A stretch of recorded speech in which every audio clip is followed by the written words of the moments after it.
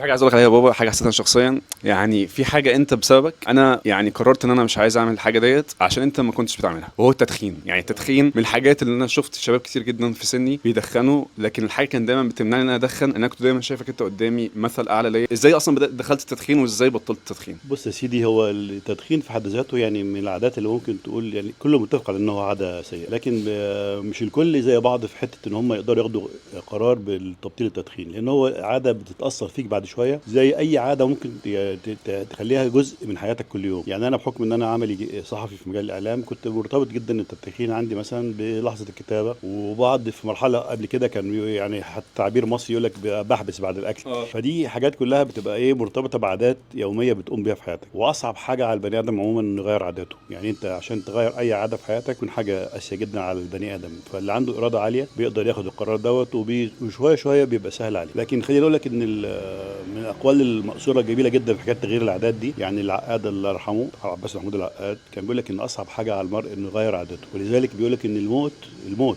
لما حد يموت ليك مهم في حياتك يعني بيأثر عليك بموته بمقدار قد ايه هتفتقده في عاداتك اليوميه. يعني انت قد ايه هتحس بغيابه في عاداتك اليوميه، فعشان كده هتتأثر بيه جدا في غيابه. فهي دي اكتر حاجه.